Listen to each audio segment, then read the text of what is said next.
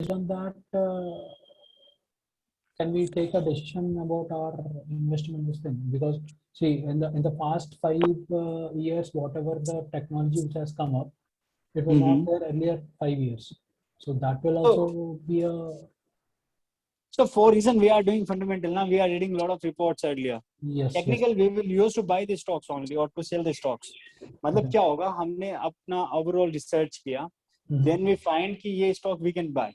अभी buy कर सकते हैं, that is based on our overall research. अब buy कब करना है, that we will see the technicals.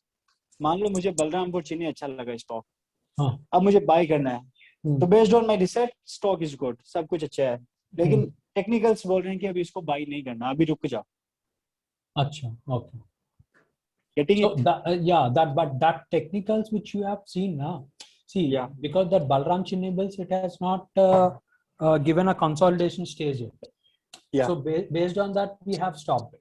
Else, right. But when we are looking at the past, there is a sustainable increase in the price of the share.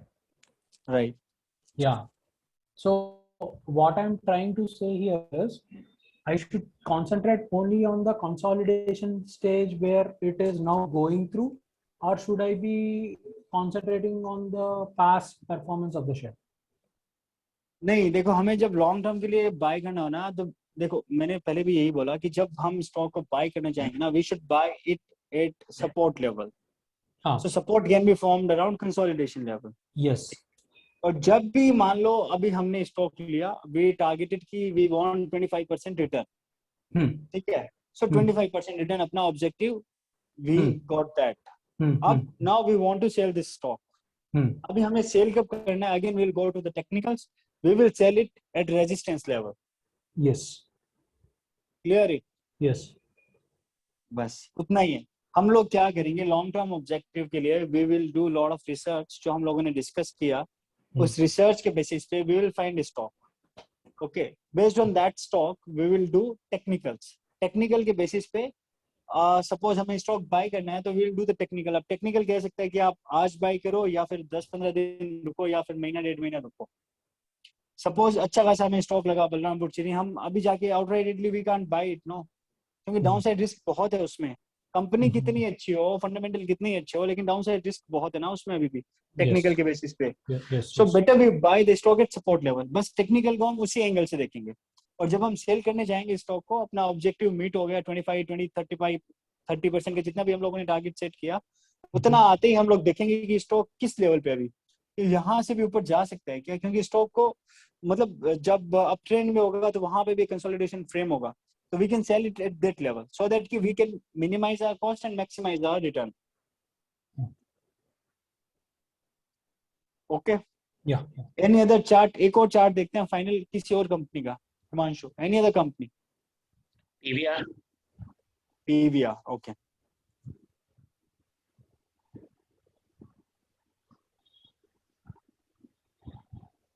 PVR.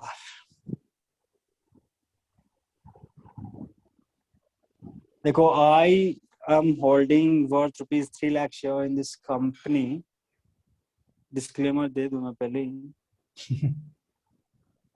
ये share देखो, और मेरा जो average buy price है that is around 1180 के आसपास का. ये देखो,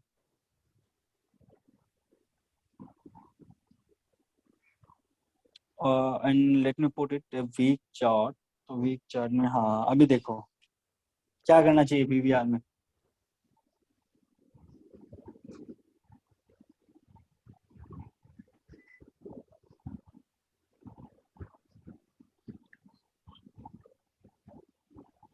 There is a support price at rupees 1000. Okay. So we can apply stop loss at that point of time. Okay, that is about 10% from this level. Okay. Upside कितना है इसमें?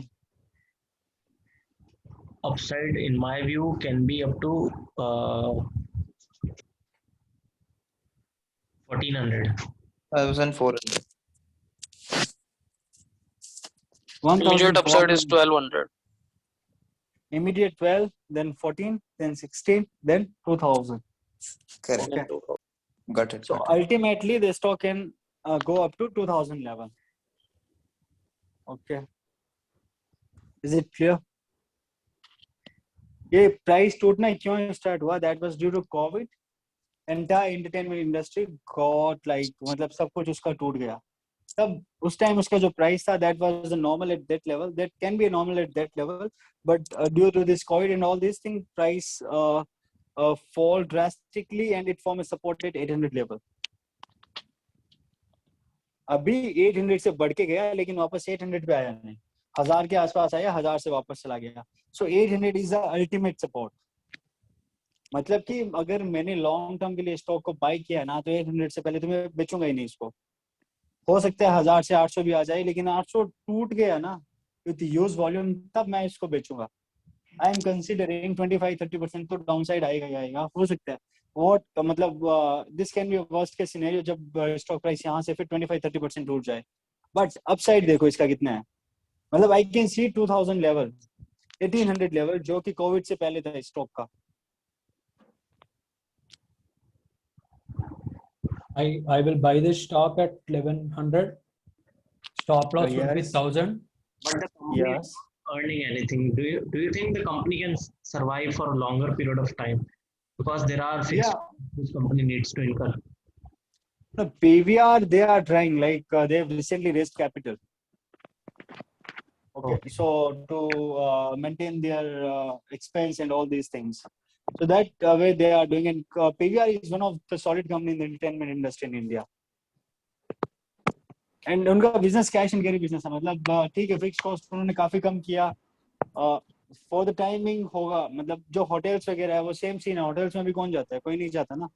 But they are maintaining like 400-500 crore 5-star hotel. तो खर्चा तो उनका भी होता है. Correct. तो बट इनके ये होता है, एंटरटेनमेंट इंडस्ट्री में जितना कम डेट होता है ना, इंटरेस्ट सर्विंग कैपेबिलिटीज, जब हम लोग इंटरेस्ट कवरेज रेशियो या फिर ये जब बात करते हैं ना, तो एंटरटेनमेंट इंडस्ट्री जो कैश बेसिस होती है, जितना कम डेट होगा ना, तो वो कंपनी उतनी ज्यादा सॉलिड होगी. अभी कल को मान लो कोविड कम होता जाएगा ना, तो इसका प्राइस देखना बढ़ते बढ़ते बढ़ते बढ़ते जाएगा. एंड आई एम श्योर कि 2000 प्लस चला जाएगा with in 1 year if everything get normal in the next 2-3 months. So down side कितना होगा यहाँ से? 25%. अपसाइड कितना है? Almost 50-75%. Time frame 1 year. Sir but fundamentally एक चीज हो सकती है कि अब जैसे कोविड की वजह से लास्ट ईयर से लोगों का ओटीटी प्लेटफॉर्म तो बहुत ज्यादा शिफ्ट आ गया है. करेक्ट.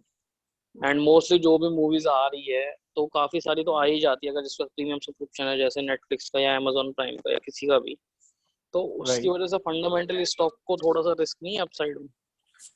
अभी आप ये देखो कि ओटीटी पे अगर फिल्म लॉन्च होती है तो उनको कितना फायदा होता है. और once everything is normal, why will they launch on OTT? OTT is one time payment. No, एक महीने का हमने पेमेंट करके हम सारी मूवीज देखते हैं, जबकि थिएटर्स में हम लोग हर मूवी का अलग अलग पेमेंट करते हैं. So no movie producer would want to lose their money. OTT अभी उनके पास कोई और ऑप्शन नहीं है, इसलिए they are going to OTT ना. देखो हम लोग भी फिजिकल क्लास में जाके मूवी देखते हैं, हम लोग फिजिकल क्लास में जाके स्टडी करते हैं, और हम लोग घर पे वर्चुअल करते हैं. कितना फर्क आता है? फिजिकल तो फिजिकल होता है ना, समझ वहां पे ज्यादा आता है. मूवी तो थिएटर में जो मजा आएगा वो घर पे नहीं आएगा. और प्रोड्यूसर को जितना फायदा थिएटर्स में मूवी दिखाने का, उतना उनको ओटीटी पे नहीं है. हाँ, वो तो उनको एक बार उनको सेल कर देते हैं, फिर वो कितना भी उसका आगे उनका सब्सक्रिप्शन हो उससे उनको होता है. करेक्ट. और पिछले क्या हुआ 2 साल से ना मूवीज काफी बनी है बॉलीवुड में, बट वो रिलीज नहीं हो पाई. रिलीज नहीं हो. अगर वो रिलीज नहीं होगी तो बाकी काम क्या करेगा फिर? नेक्स्ट प्रोजेक्ट पे तो काम करने से रहे. क्योंकि एक मूवी के लिए अगर मान के चले बिग स्टार का, दैट कॉस्ट अराउंड 150-200 crore, तो वो तो पैसा उनके लिए ब्लॉक हो गया ना.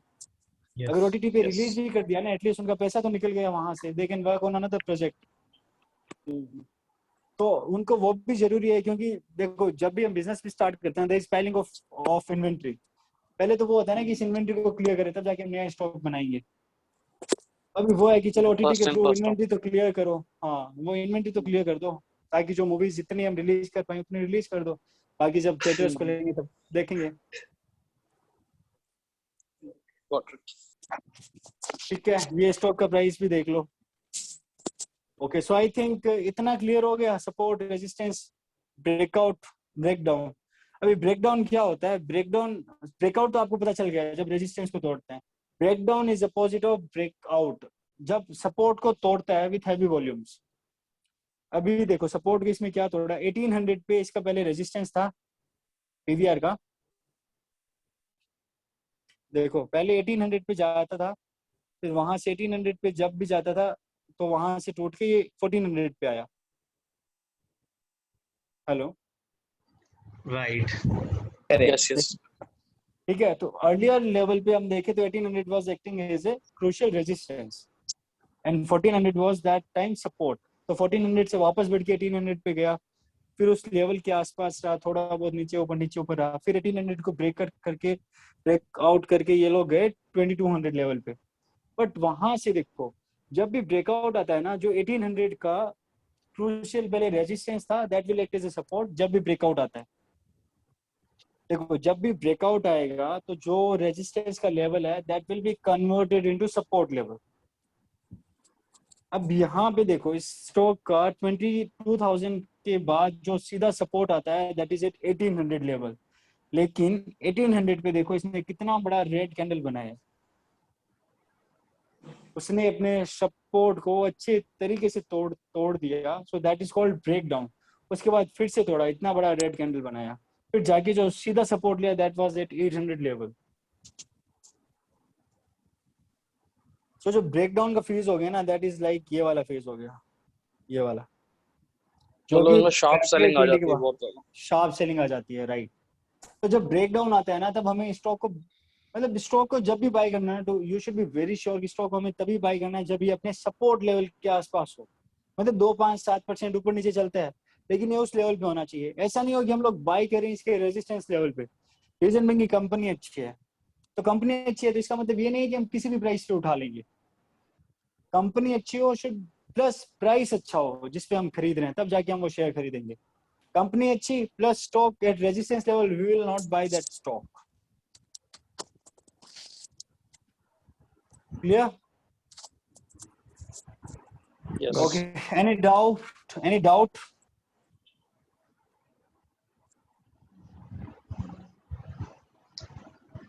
I have a doubt. Please. Can you reopen the chart? Okay. Like for example, there's a stock. Okay. This stock only. And can we open that December 2020 scenario where there was a sharp selling? December 2020 क्या? एक minute हाँ. January जहाँ पे 2000 से 1400 हो गया था. तो इट वाज अराउंड जनवरी। एक मिनट I'll open it. ये रहा. So for example, I have purchased the stock on January 2020. ठीक है. At this point of time, we are at February 2020, and there is a sharp selling. So Okay. Right. when should I decide that I need to exit? Because यार इसमें exit मिलेगा ही नहीं. Exit जो next मिल रहा है इसमें 1100 के आसपास का मिल रहा है, 1150 के आसपास का. अच्छा, but that is also not an exit. वो भी 1-2 दिन के लिए गया होगा. मतलब that can be one of the exit. मतलब सीधा इसमें कोई एग्जिट ही नहीं है. There was a free fall in the price. अभी देखो लोग क्या करते हैं पता है, जो बड़ी गलती करते हैं वो क्या देखते हैं कि 2000 का प्राइस है, वो 1800 पे आ गया तो अब खरीद लेते हैं, प्राइस बढ़ेगा. क्योंकि मतलब पहले तो 2000 के लेवल पे था, इतना बड़ा टूटा, अब इतना थोड़ी टूटेगा. लोगों का तो ये एक्सपेक्टेशन रहता है जब प्राइस टूटता है ना कि और थोड़ी टूटेगा. तो उसके जल्दी जल्दी देख लो, वो 2000 पे खरीदते हैं, फिर 1800 पे खरीदते हैं, फिर 1600 पे खरीदते हैं, फिर 1400 पे खरीदते हैं, फिर एवरेजिंग कैसे करते हैं देखते जाओ, 1200 पे, 1000 पे, 800 तक वो एवरेजिंग करते रहते हैं. whenever there is a free fall in the market तो हम लोग तभी खरीदेंगे जब वो सपोर्ट बनाता है. अब इसमें मान लो एग्जिट करने का हमें मौका ही नहीं मिला तो we have to hold it, but we can average out this stock at 800 level so that कि अपना कॉस्ट काफी कम आ जाए. सपोर्ट पे हम लोग इसको वो कर सकते हैं provided we are sure about the business. कि हो सकता है कि कुछ 1-1.5 साल के लिए प्रॉब्लम है लेकिन उसके बाद सॉलिड बिजनेस है, कोई प्रॉब्लम नहीं आएगी. और हमें ऐसा लगे कि 1-1.5 साल के अंदर नहीं, ये तो मतलब लाइफ टाइम के लिए प्रॉब्लम आ गई, तब तो भी बेटर जितना भी पैसा मिल रहा है उतना निकाल के निकल जाओ कंपनी से। Like yes bank. हाँ लाइक यस बैंक। हाँ, यस बैंक में भी देखो मैंने एक चार्ट शेयर किया था, promoter holding the stock was giving hint at various time कि आप यहाँ से निकल जाओ निकल जाओ निकल जाओ, जितना पैसा बन रहा है, बट स्टिल लोग कह रहे हैं कि सस्ता मिल रहा है खरीद लो, सस्ता मिल रहा है खरीद लो। तो सर हर वो सस्ता लोग मिलने वाली चीज रिकमेंडेशन के अच्छी नहीं चक्कर में होती। फंस जाते हैं ना कि इसने रिकमेंड कर दिया उसने कर दिया तो होल्ड करते हैं, बढ़ जाएगा। राइट राइट, वो भी बात है। अभी आप ये देखो, अभी चार्ट में अभी थोड़ा बहुत समझ में आने लगा इस सेशंस के बाद, ओवरऑल सेशंस के बाद क्या चीज गलत है क्या सही है, कोई एक सेंस तो बनने लग गया होगा ना स्टॉक को लेके। Yes, sir. अभी मान लो मुझे पीवीआर खरीदना है तो we can buy at this level. मतलब मेरे को क्या लगता है कि अगर कंसोलिडेशन फेज होता है ना, थोड़ा थोड़ा करके, मतलब if I need to put 3 lakh rupees तो 3 लाख वो मतलब उस फेज में थोड़ा बहुत ऊपर नीचे करके खरीदते जाओ शेयर को। और next target my next target would be 1400 level, उसके बाद 1600 लेवल, उसके बाद 1800 2000। मतलब अब मैं क्या करूंगा, मैं कुछ शेयर बुक करूंगा 1400 पे, कुछ शेयर बुक करूंगा 1600 पे, कुछ शेयर बुक करूंगा 1800 पे, कुछ शेयर बुक करूंगा 2000 पे। सो जैसे हम एवरेजिंग आउट करते हैं to decrease in the price, वैसे हम एवरेजिंग करते हैं to increase the price, to increase our overall realisation. Partial clear? profit booking. हाँ, प्रॉफिट बुकिंग थोड़ा करते रहना चाहिए, और जैसे ही स्टॉक प्राइस उसी लेवल पे आए तो वापस खरीद सकते हैं, कोई दिक्कत नहीं है। मतलब we can do short term trading also. मतलब कंपनी अच्छी है तो शॉर्ट टर्म का भी बेनिफिट ले सकते हैं और लॉन्ग टर्म के लिए भी उसमें इन्वेस्टेड रह सकते हैं हाँ, कंपनी अच्छी है, अगर मतलब वो देखो अपने हमने सपोर्ट। अपने हाँ, ओवरऑल रिसर्च बिजनेस करी, अच्छा है। पीवीआर अच्छी निकल गया। हाँ, हमने ओवरऑल रिसर्च करी, पीवीआर अच्छा निकला। अभी बताओ क्या करना है। देखो स्टॉक प्राइस, ये चार्ट देखेंगे ना, चार्ट में ये पता चलेगा कि स्टॉक प्राइस एक ही रेंज के अंदर कर रहा है। मतलब यहाँ से सपोर्ट ले रहा है, यहाँ पे रेजिस्टेंस ले रहा है। तो we can do trading also कि सपोर्ट पे हमने खरीद के रेजिस्टेंस पे बेच दिया, फिर हमने सपोर्ट पे खरीद के रेजिस्टेंस पे बेच दिया, वो भी कर सकते हैं। That opportunity is also there. तो मतलब 1-1.5 महीने को होल्ड करने से 4-5-7% का फायदा एक्स्ट्रा मिल जाता है हमें।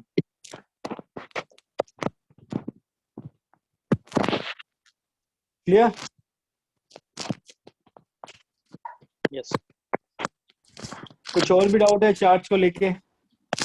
So anything which we need to keep in mind while checking the technicals? Which thing I should keep in mind while checking the technicals? Anything, any other thing which I need to keep in mind apart from what we have discussed? Like No, I देखो industry technical में there are lot of indicators. okay. There are lot of indicators. मतलब वो उनके लिए use होता है जिनका job 24/7 trading का है। But we being a fundamental investors, अपना काम बस इतना ही है। Okay. अब The इसमें right काफी सारी चीजें क्या होती है, लोग पिछले 5 दिन का एवरेज देखते हैं, 20 डेज का एवरेज देखते हैं, 50 डेज का एवरेज देखते हैं, 100 डेज का एवरेज देखते हैं, 300 डेज का एवरेज देखते हैं, प्राइस कितना क्या है। But that will help them कि जो जिनका काम है ट्रेडिंग का है, तो जिनका main source of funding is trading, तो वो 24/7 स्क्रीन पे रहता है। अब हम लोग देखो ऑफिस का काम करते करते ट्रेडिंग तो कर नहीं सकते। Trading is a full time job, it is not a part time job. ठीक है, but there are lot of indicators. मतलब देयर आर इंडिकेटर्स, ये एवरेजिंग मैंने बता दिया। देखो यहाँ पे नीचे देखो, टेक्निकल्स में जाता हूँ, you can see in this screen. ये देखो R1 R2 R3। R1 is resistance 1, R2 is resistance 2, R3 is resistance 3। ये पाइवट पॉइंट्स के बेसिस पे है, जो investing.com का जो आपका मोबाइल एप्लीकेशन है that will give you support 1 1150, support 2 1146, support 3 1142। फिर उसके बाद मूविंग एवरेजेस देखो, मूविंग एवरेजेस 5 डेज की है 1152, 10 डेज के 1149, 20 डेज के 1131, 50 डेज के 1139। मतलब ऑलमोस्ट पिछले मतलब 5 दिन से लेके 2 दिन की moving average it is around 1135 to 1152। और मेरा जो एवरेज प्राइस है that is about 1180, that is near to their averaging support.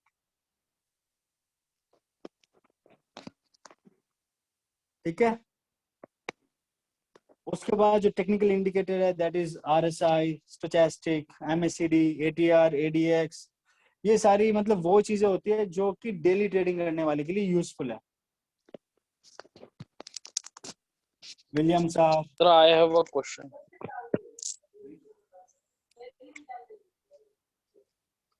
Hello. Hello, या प्लीज टेल मी। हाँ sir, I have a question कि हमने जैसे किसी बिजनेस के बारे में फंडामेंटल रिसर्च कर ली अच्छे से, and we know okay that कि बिजनेस सस्टेनेबल है और अच्छा है लॉन्ग रन में भी। ओके तो और हमारे पास उसके शेयर्स हैं ऑलरेडी पोर्टफोलियो में, बट अब वो प्राइस मतलब जो उसका 52 वीक हाई था, अगर मान ली उससे हम कंसिडर करें तो उससे ऑलमोस्ट 25 to 50% डाउन आ चुका है। ओके। तो हम ये कैसे डिसाइड करेंगे कि अब एवरेज डाउन करने का टाइम आ गया है, या हमें कब नहीं, एवरेज जब डाउन करना चाहिए? वो सपोर्ट बनाएगा ना उस लेवल पे, तब हम लोग मान हम्म। सकते हैं कि यहाँ पे हम लोग एवरेजिंग कर सकते हैं। ओके। जब देखो, एवरेजिंग उस टाइम कभी भी नहीं करना चाहिए। एवरेजिंग मतलब we are buying the stock, वो कभी भी नहीं करना चाहिए whenever there is continuously fall in the price. Okay. जब कॉन्टिन्यूसली हर दिन का प्राइस टूट रहा है ना, तो हर दिन की हमें एवरेजिंग नहीं करनी चाहिए, उस प्राइस को टूटने दो। जब वो रुकेगा तब हम खरीदेंगे। पहली मतलब बात, वहां से प्राइस रुकेगा टर्न अराउंड हो जाएगा तब हम सोच सकते हैं। एवरेजिंग करना स्टार्ट कर देंगे, right. Okay okay. So that कि अपना जो एक तो एवरेजिंग का बेनिफिट भी अच्छे से मिले और अपने को रिस्क भी ज्यादा यस। ना आ रहे। तो ऐसा मतलब जब स्टॉक का प्राइस कॉन्टिन्यूसली गिर रहा हो ना, कभी भी मत खरीदना उसको। खरीदना तभी जब वो गिरना रुक जाए, चाहे कोई भी कुछ भी कह दे।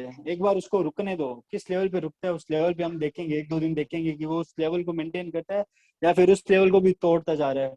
टूट रहा है, टूटने दो, टूटने दो, टूटने दो। फाइनली कहीं भी जाके रुकेगा, जहां पे रुकेगा वहां से हम खरीदना स्टार्ट करेंगे। Got it. Okay, anything else? Parul, Anil? I think we can move to the screeners. Okay, so clear on technical side. जो नेक्स्ट हम लोगों ने लास्ट सेशन में भी डिस्कस किया था, that is on the screener side. So screener is also one of the important tool. और screener मतलब वो होता है जो कि बेस्ड ऑन आवर क्वेरीज वो सीधा कंपनी के नंबर्स मतलब कंपनी के नेम्स थ्रो आउट कर देता है। अब how we can use it? So website Trendline हम लोगों ने ऑलरेडी डिस्कस किया था। Screener is available on various website, मतलब almost Economic Time, Moneycontrol, सभी पे स्क्रीनर्स रहता है। बट ट्रेंड लाइन में I want to show you the screener. Why? Because that is readymade, मतलब हम लोगों को अपना कुछ करने की जरूरत नहीं, but we can customize that screener also. अभी ट्रेंड लाइन की वेबसाइट पे जाएंगे, ये स्क्रीनर्स देखो, एक्सपर्ट स्क्रीनर इज देयर। मैंने यहाँ पे क्लिक किया एक्सपर्ट स्क्रीनर पे। अब यहाँ पे जो आ रहा है वो स्क्रीनर आ रहा है मोस्ट पॉपुलर ऊपर। यहाँ पे देखो जो एक्सपर्ट स्क्रीनर दे रखा है ट्रेंड लाइन में, जो एक्सपर्ट का है उसमें कुछ होगा जो प्रीमियम के लिए होगा, प्रीमियम वर्जन के लिए होगा। That is like costly feature, मतलब you need to subscribe the trendline.com। Otherwise there are lot of screener that is available free of cost. तो यहाँ पे कुछ में देखोगे जहाँ पे ये क्राउन बना हुआ है, जैसे कि stock DVM select long term, ये सब्सक्रिप्शन लिखा हुआ है। तो that is a subscription based screener. बाकी कुछ होगा जो फ्री होगा। अब देखो पहला स्क्रीनर है जो यहाँ पे सेट किया है, that is relative out performance versus Nifty 50 over 1 week.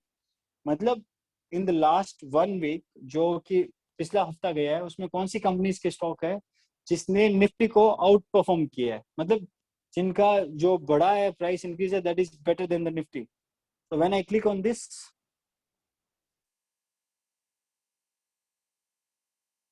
these are the companies. Yeah, these are the companies that is outperform Nifty.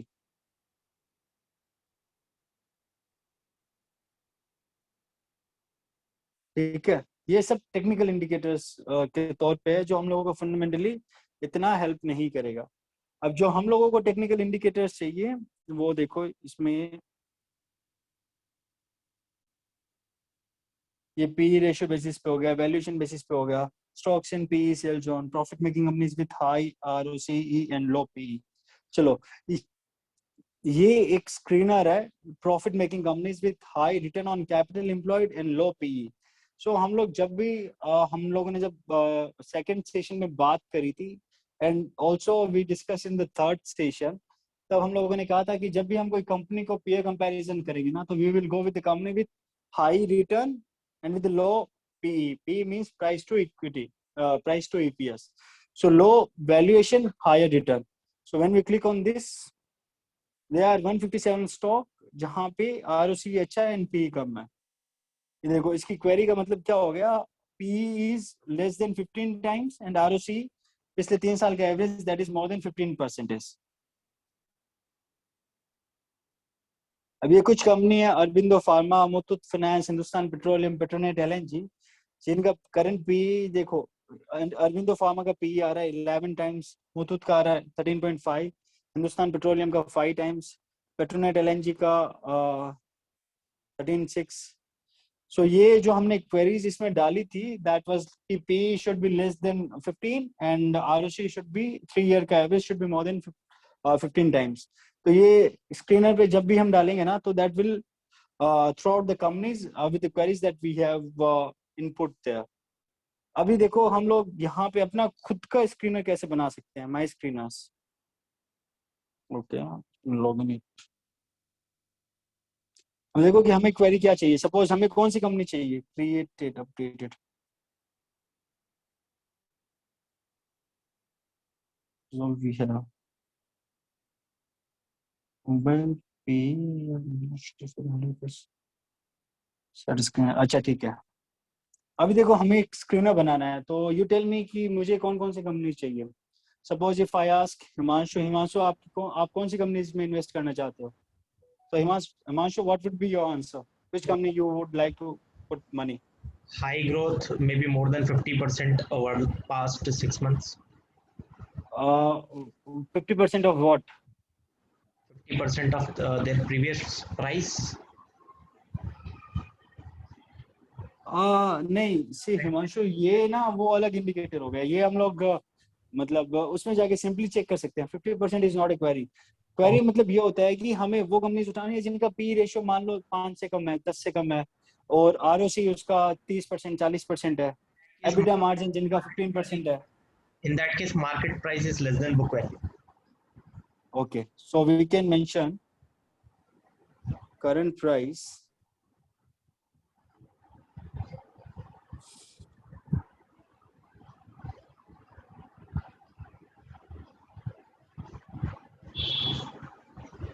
market price. Himanshu, can you open trendline screener? Again, Okay, all available parameters. Buy sell side. ये देखो इसमें ना all available parameters में जाओगे ना तो वहां पे आपको मतलब जो पैरामीटर्स है already it is there. Trade about previous book value less than 25% trade, काफी सारे मतलब इनबिल्ट ही लिखा हुआ, आप सीधा वहां से सिलेक्ट कर सकते हो। should I? हिमांशु ने बोला बुक, हाँ हिमांशु एक बार वहां लिखना। Okay, just a minute. I'm sharing my screen. Okay let me, हाँ let me see your screen.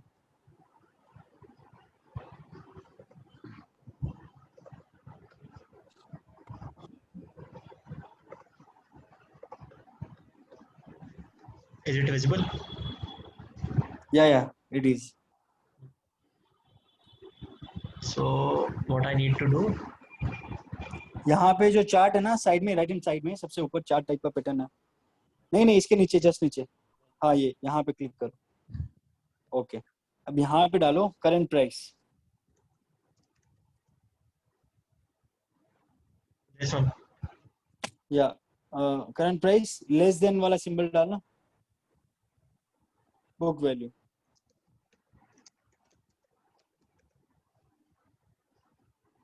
Price to book value डाल दो, प्राइस टू बुक वैल्यू डालो नीचे, हाँ सबसे नीचे वाला है ना, इससे नीचे, हाँ प्राइस टू बुक वैल्यू, ये वाला क्लिक करो। Okay. So okay, so price to book value से जो पहले आपने सिंबल डाला ना लेस देन वाला, उसको हटा दो। Price to book value should be less than 1 डाल दो, हाँ ये हटा दो, यहाँ पे लेस देन 1 डाल दो। इट मींस कि stock is trading below their book value, ठीक है। so नीचे आओ, एंड डालो, and A and D. Okay, what other parameters?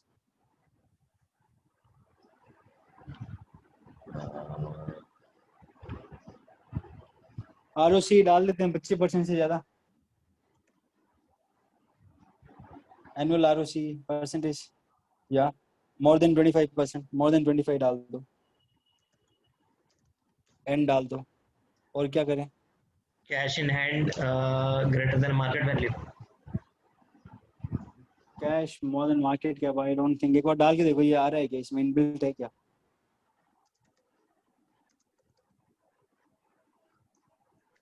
नहीं नहीं, कैश डालो एक बार, कैश में क्या क्या आ रहा है, नीचे करना आपको।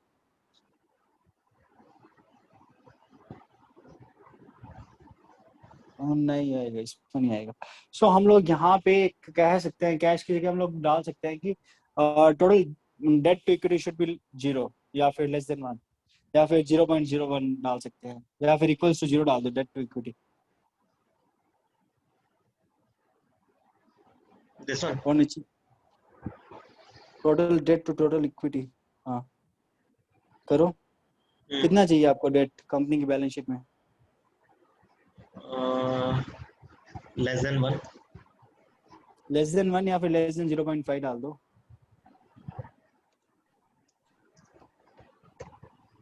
ओके अभी ट्राई दिस क्वेरी करो। Okay price to book value में ना, प्राइस टू बुक वैल्यू में जाके एक स्पेस डाल दो लेस देन से पहले। हाँ अब देखो पैरामीटर 25% परसेंटेज हटा दो, परसेंटेज का साइन हटा दो इसमें, बस अभी देखो। हाँ नीचे आओ, ये सारी कंपनीज आ गई। How many companies? Companies 100 entries. 100 entries.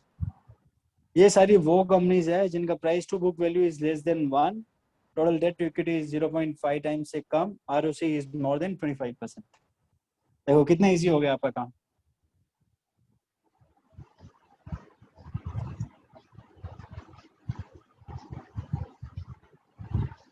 अभी ये 100 कंपनीज पे आप अपना रिसर्च डाल सकते हो। Suppose you are more specified कि मुझे ये नहीं, मुझे ये भी देखना है, पी रेशियो कितना है, एबिटा मार्जिन्स देखना है, वो सारी चीजें आप इसमें डाल के you can run this query.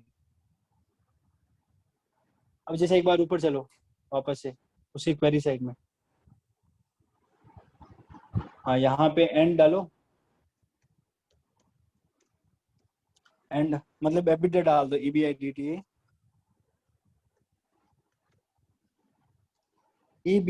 EBITDA, Sorry. EBITDA annual margin percentage.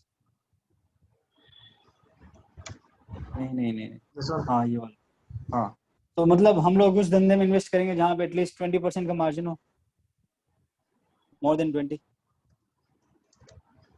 Like this. हाँ ओके और कुछ और डालना है इसमें? Any other input Parul, Anil?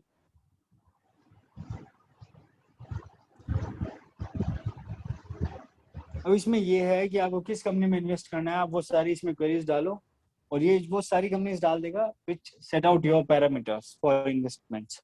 अब इसको ट्राई दिस क्वेरी करो नीचे। अब ये सारी वो कंपनीज है जहां पे PB is less than 1, EBITDA margin is 20%, ROC is more than 25%, and total debt to equity is 0.5 times, less than 0.5 times. So now we have to just pick few companies in this and then do the fundamental analysis, like how, what is the company into, what are the valuations of it, and whether it is strong or weak, its profit ratios, and then again we have to check the trend in the, Correct. just now which we saw the charts to decide when to Correct. invest. Enter and when to exit, right. Right. अच्छा अब generally Himanshu एक बार ऊपर जाओ, ये तो आपको पता चल गया, now you can put all these parameters and you can go. अभी हम देखते हैं कि dividend paying, so what kind of interest rate your bank is currently offering on your savings? 4 to 6 around. Few banks 4, few banks 6. Okay और अगर हम लोगों को वो कंपनीज मिल जाए जिनका डिविडेंड इनसे ज्यादा है तो whether we will invest in the companies or we will invest in the banks? We'll invest in the companies itself. अच्छा हिमांशु एक बार ये सारा डिलीट करो, डिविडेंड वाला डालो, dividend yield more than,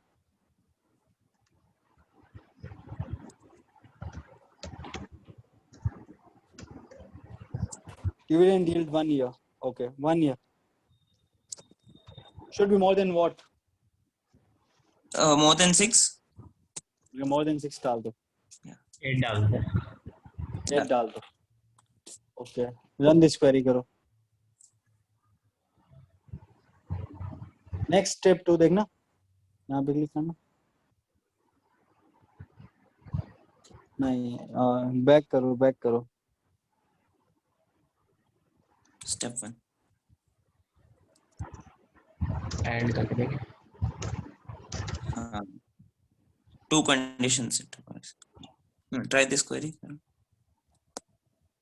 No, end हटाओ. Okay, dividend. Okay, dividend के साथ और हम क्या देख सकते हैं? Try this query कर दो अभी. आ जाओ नीचे. हाँ. ये सारी वो कंपनीज है जो आपको डिविडेंड डील जिनका पिछले 1 साल में is more than 6%. Oh. But dividend is always paid on face value. No, dividend yield is based on your current market price. We are not talking about dividend payout. We are talking about dividend yield. Dividend yield, Yield. it means last paid dividend divided by your current market price. Okay. So there are a lot of companies which gives you better dividend as compared to your banks. Correct. Whether you should invest in these companies or bank. मतलब देखो कितना आसान से काम हो गया.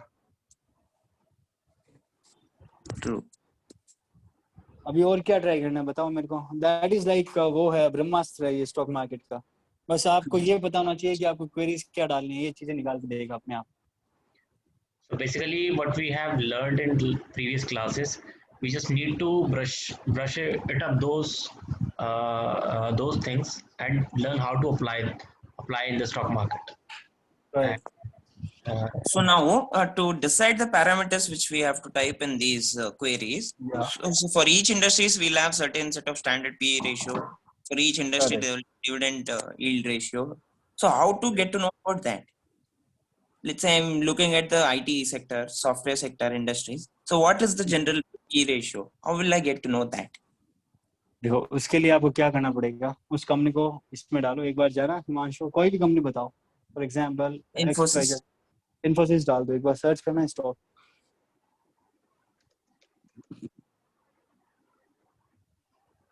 Okay.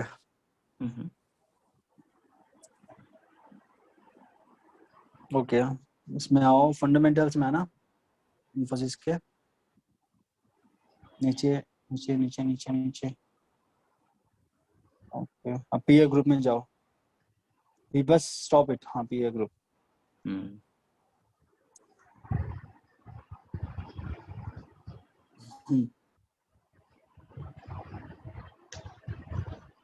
नीचे आना. ये देखो ये सारी कंपनीज है जो इन्फोसिस के लेवल की है. इनका देखो करंट पी कितना है. 29.69. 35.74, 26.15, 22.32. टेक महिंद्रा का 19.36, L&T Info का 34.6. So what should be P? What should be the P? In 20s is what I can see. We Minimum. can mention जब हम लोगों को इन्फोस IT कंपनीज में देखने हैं तो P should be somewhat at 25 kind of level. 25, something like that. Yeah. More than 25 is considered to be standard. We can say हाँ हम लोग अपना एक we can do that. We can set a parameter for ourselves. Correct. More than 25 expensive in IT industry. Similarly, for every industry, we can make out these parameters by Okay. looking at the companies in those particular segment. Okay. Got it. Yeah. Any other doubt? अच्छा एक चीज और देख लेते हैं Himanshu. I'll tell you one thing. एक बार yes bank खोलो. इसमें जो भी हम लोगों ने सेशंस में कवर किया, whether all those things is clear to you or not. Yes bank में शेयर होल्डिंग देखना. ऊपर हाँ सबसे ऊपर यहाँ पे. हाँ क्लिक करो शेयर होल्डिंग. बस नीचे आओ. हिमांशु एक बार स्टॉप करना. ऊपर जाना एक बार. बस इस चार्ट को एक बार जूम इन करो. जहाँ इसको नहीं, इसके पास वाले को, राइट हैंड साइड, हाँ इसको जूम करना, या फिर स्क्रीन का साइज बढ़ा दो अपने, बस इसमें देखो। You know what is the pledge? I think Anil knows. Anil works in a bank, no? Anil को पता होगा pledge. Yes. pledge का मतलब क्या होता है? Means we will be As a guarantee, you will give it as a guarantee. We will be taking the shares as a pledge and then we will be giving loan on it. Correct. तो yes bank में देखो 2019 March promoter holding was 20%. Percentage pledge was negligible. तो यहाँ तक हमें कुछ पता भी नहीं चला कि यस बैंक में खराबी चल रही है। जून 2019 promoter pledge everything is same. उसके बाद देखो सितंबर का क्वार्टर आया, प्रमोटर का होल्डिंग भी कम हुआ और प्लेज परसेंटेज भी बढ़ा। तो सितंबर 2019 से वी स्टार्टेड गेटिंग साइन। सितंबर के बाद दिसंबर में देखो फिर प्रमोटर कम हुआ, प्रमोटर की होल्डिंग एकदम ही खत्म हो गई। तो फॉर द फर्स्ट साइन जब प्रमोटर ने अपना शेयर बेचना स्टार्ट किया तो we should have got that hint कि स्टॉक से एग्जिट करना है कि नहीं करना। तो देखो स्टॉक मार्केट के अंदर there is not a one parameter, there are lot of parameters कि जिसको यू नीड टू एनालाइज। अब यस बैंक का देखो 2000 सितंबर 2019 मतलब इसका मान के चलो रिलीज आती है जो 10-15 दिन बाद आती है, मतलब क्वार्टर खत्म हुआ फिर वो this people do filing to stock exchanges और स्टॉक एक्सचेंजेस फाइलिंग के बाद में पता चलता है कि कितनी होल्डिंग है। At least that will take 15-20 days. अभी यस बैंक का चार्ट देखो, आप चार्ट खोलना एक बार हिमांशु, यस बैंक का इसी में चार्ट खुल जाएगा। एक बार चार्ट है ना ऊपर, नहीं नीचे आना, एक बार चार्ट था ना यस बैंक का, पहले चार्ट था, सबसे पहले बैक करो। हाँ यस बैंक है क्या, नीचे आना, हाँ यस बैंक नीचे आना, इसमें शायद चार्ट है। नहीं ये तो प्रमोटर होल्डिंग है, इसको बैक स्पेस कर लो एक बार। ये आ गया चार्ट। चार्ट को सितंबर 2019 वाले लेवल पे लेके जाना।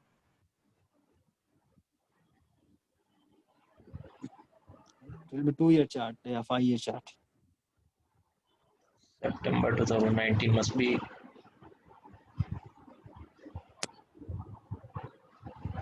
Yeah.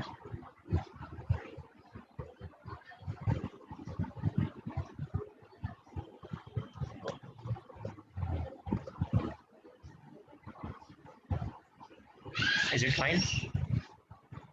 हाँ ऑलमोस्ट इसी लेवल पे हो गया, मतलब 50-60 के आसपास का हो गया। अभी देखो कोई भी इंस्टीट्यूशन फेल होती है ना तो वो it is not a 1 month incident और it is not a 1 day it is not a 1 day implication। Correct. कोई भी एक इंस्टीट्यूशन फेल होती है ना there is always noise in the market, मतलब 1-2 साल पहले से पता हो जाता है कि इसका अभी जाने वाला है।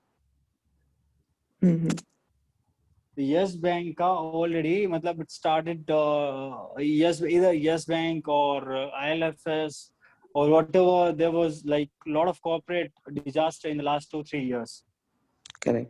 The major one was Yes Bank, then DHFL, then IL&FS and all its companies, Jet Airways, right? तो ये देखो ये सारी कंपनीज खराब हुई ना, ये it is not a 1 day incident or not a 1 month incident.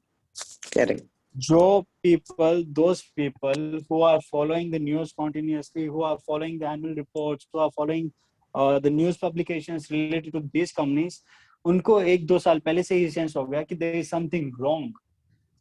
And whenever there is a situation कि जहाँ पे आपको अपनी कंपनी के बारे में क्वेश्चन मार्क होता है तो better time you exit from that company.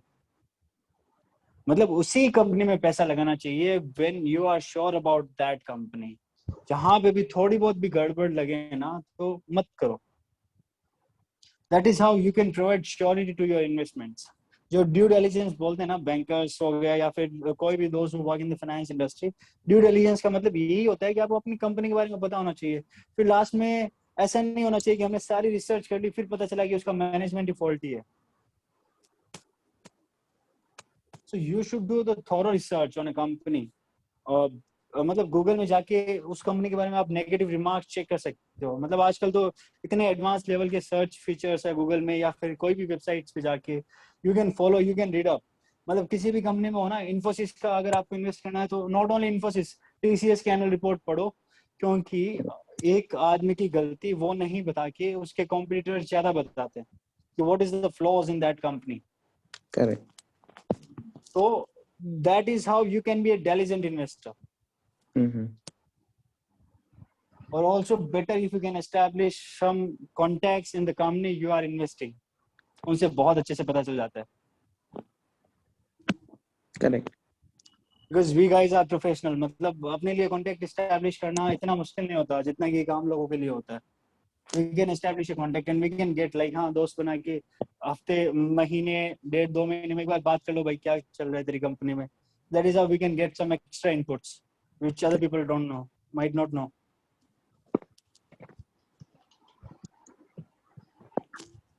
Clear? Right. Yeah. Got it. Screeners भी हमें हो गया clear, technicals भी हमने किया। Any other things you have in your mind? How was the session? हम लोगों के 4 session, 8 hours we put in stock market. How was those?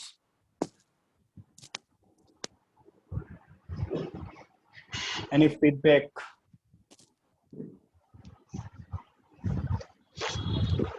Actually, we got a complete picture of the basics, like how we have to kickstart our investing journey.